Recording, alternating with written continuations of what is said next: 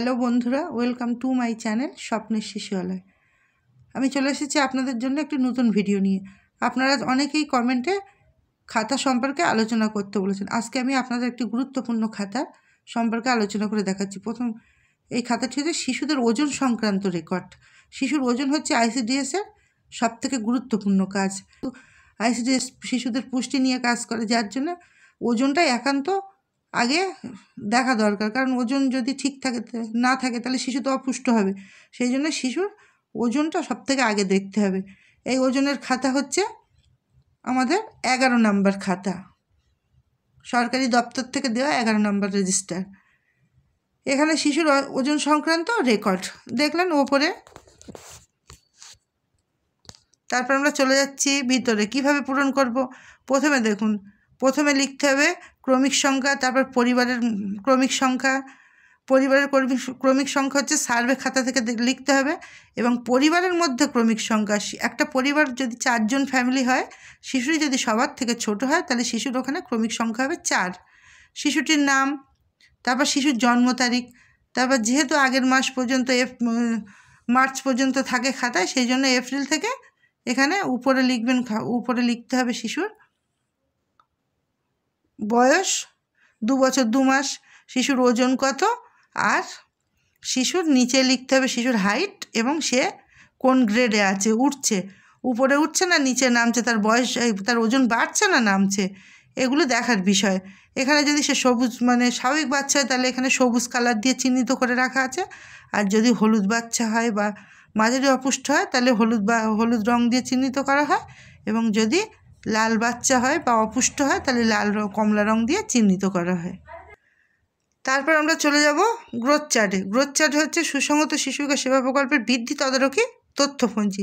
এই তথ্যপঞ্জিতে আমরা দেখব যে তথ্যপঞ্জিতে ফেলে আমরা দেখব শিশু কোন পর্যায়ে।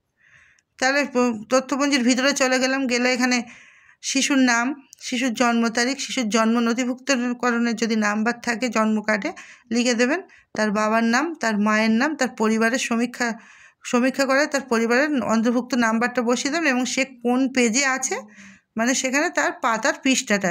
ধরুন এই রূপা 48 নম্বর পাতায় আছে, তাহলে আমি সেই 48 নম্বর পাতায় এক কথায় খুলে রূপার পেজ।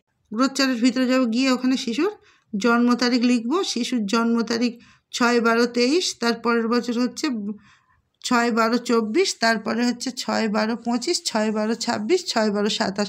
এইভাবে 5 বছর পর্যন্ত তার জন্ম তারিখটা আমি জন্ম বছরটা লিখে নেব। নিয়ে প্রতি মাসে তার ওজন করা হবে, এবং এখানে তার বয়স এবং মাস লেখা হবে। প্রথম লিখে তারপরে তার প্লটিং করতে হবে। সে সবুজে পড়লে সবুজ, হলুদে পড়লে হলুদ, সবুজে পড়লে স্বাভাবিক, হলুদে পড়লে মাঝারি অপুষ্ট, আর লালে পড়লে চরম অপুষ্ট, আর যদি সাদাই হয় তাহলে অত্যাধিক বৃদ্ধিজনিত ওজন। তারপর আমরা চলে যাব গ্রোথ চার্টে। প্রথমে আমরা কি করব, প্রথমে আমরা শিশুদের ওজন সংক্রান্ত রেকর্ডে আগে তাদের সব কিছু আপলোড করব, লিখব। সমস্ত তথ্য লেখার পর আমরা চলে আসব গ্রোথ চার্টে। গ্রোথ চার্টে সব কিছু আপলোড করার পর আমরা চলে যাব, আপডেট করার পর আমরা চলে যাব পোষণ টেকার। পোষণ টেকারে গিয়ে আমরা কিভাবে আপলোড করব সেটা দেখাচ্ছি। পোষণ টেকারে আসার পর আমরা পোষণ টেকার খুলব, এবং পোষণ টেকারে আমরা ড্যাশবোর্ডে চলে যাব। ড্যাশবোর্ডে যাওয়ার পর এখানে আমরা গ্রোথ মনিটরিং দেখব। গ্রোথ মনিটরিংয়ে যেহেতু আমার 128 বাচ্চার মধ্যে 128 জন বাচ্চার ওজন হয়ে গেছে, যেগুলো পেন্ডিং আছে সেগুলো করব। তাহলে এখানে যেমন শ্রেয়ান বাছারের ওখানে হাইট 68 আর ওয়েট ছিল 8 কেজি 700 গ্রাম, 8.7 দিলাম, দিয়ে সাবমিট করে দিলে শ্রেয়ানের ওজন হয়ে গেল। আমি আবার ব্যাকে ফিরে আসলাম। আবার এই পরবর্তী বাচ্চা অভিরাজ বাছারের হাইট হচ্ছে 60, ওয়েট হচ্ছে 8.1, সাবমিট করলাম, করে আবার কন্টিনিউ করে পরবর্তীতে চলে গেলাম। আজকের ভিডিওটি ছিল এই পর্যন্ত। আপনাদের যদি ভালো লাগে আপনারা লাইক করুন, শেয়ার করুন এবং কমেন্ট করুন, এবং সাবস্ক্রাইব করুন। ধন্যবাদ।